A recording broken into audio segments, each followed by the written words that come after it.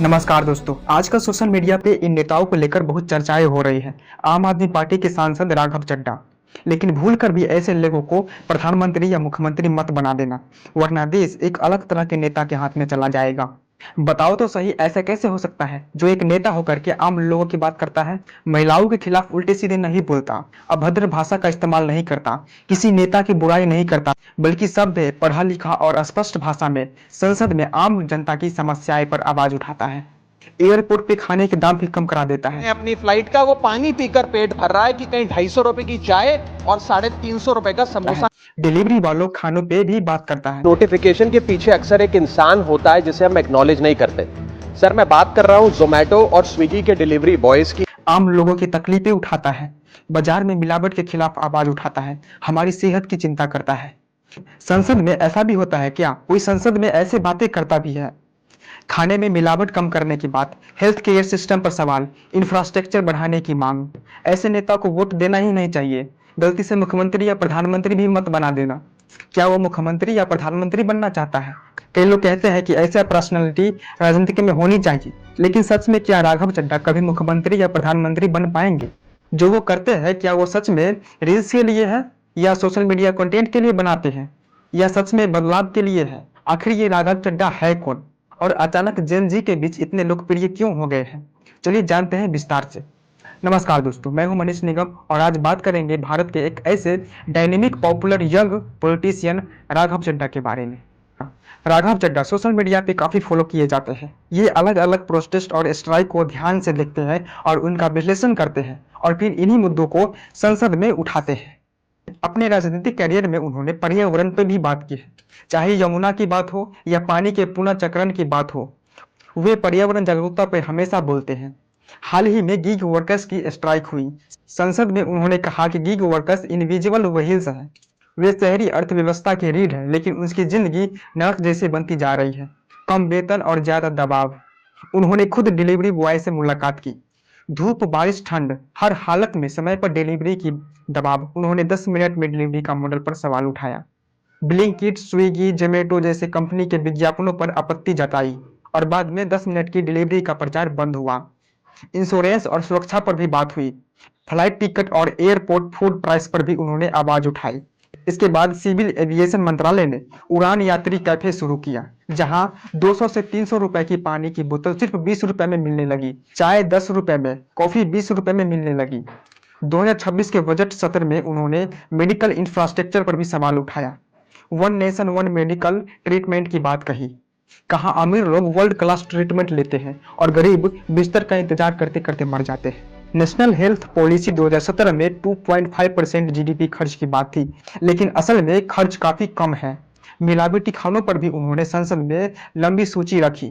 दूध में यूरिया, सब्जियों में केमिकल, मसालों में मिलावट और एफएसएसएआई पर भी सवाल उठाए। दिसंबर 2025 में उन्होंने क्रिएटर इकोनॉमी पर भी बात की। कॉपीराइट एक्ट 1957 को पुराना बताया।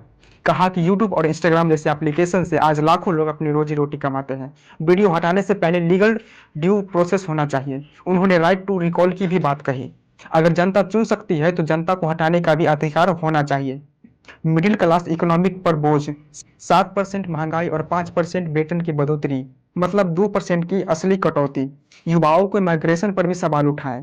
क्यों टेक्नोलॉजी में माहिर युवा दुबई और सिंगापुर जा रहे हैं? वेब3, ब्लॉकचेन, आर्टिफिशियल इंटेलिजेंस पर जोर देने की मांग की। लेकिन क्या सब कुछ वाकई इतना अच्छा है या ये सिर्फ दिखावा है? 11 नवंबर 1988 दिल्ली में एक बिजनेस फैमिली में जन्म होता है राघव चड्ढा का। बचपन साधारण था, लेकिन सोच असाधारण। पढ़ाई में तेज, अनुशासन में पक्का और अंदर से कहीं ना कहीं देश के लिए कुछ करने की चाह। कॉमर्स की पढ़ाई पूरी की, फिर ठाना चार्टर्ड अकाउंट बनना है। 2011 में सिर्फ 22 साल की उम्र में सीए की कठिन परीक्षा पास की। कॉरपोरेशन की दुनिया में कदम रखा। डेलॉइट जैसे बड़ी कंपनी में काम किया। फाइनेंस सीखा, सिस्टम सीखा, टीम वर्क सीखा, लेकिन दिल अब भी कहीं ना कहीं और था। उसी समय देश में एक आंदोलन उठ रहा था, इंडिया अगेंस्ट करप्शन। नेतृत्व कर रहे थे अन्ना हजारे और साथ में थे अरविंद केजरीवाल। राघव चड्ढा एक वॉलंटियर के रूप में जुड़े। यहीं से राघव चड्ढा में राजनीतिक का एक अलग शुरुआत हुई।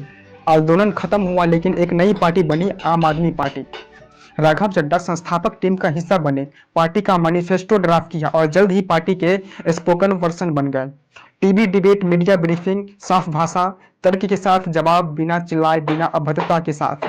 2019 में राघव चड्ढा पहली बार लोकसभा का चुनाव लड़े, लेकिन हार गए। लोगों ने कहा कि करियर खत्म हो गया, लेकिन 2020 में दिल्ली विधानसभा चुनाव में जीत हासिल की। इसके बाद संसद में एक अलग ही अंदाज दिखा।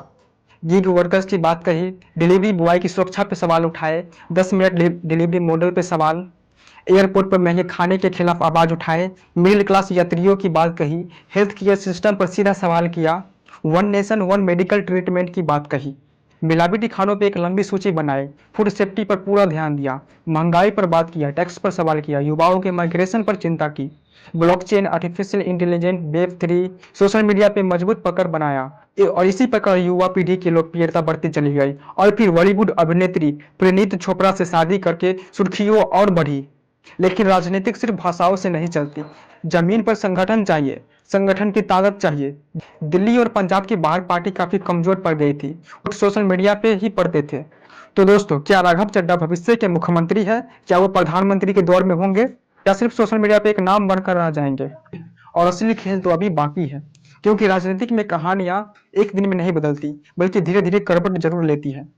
हो सकता है कि आज जो एक सिर्फ युवा संसद दिख रहा है, कल वही राष्ट्रीय राजनीतिक का एक बड़ा चेहरा बन जाए, या फिर यह सोशल मीडिया का एक दौर साबित हो सकता है।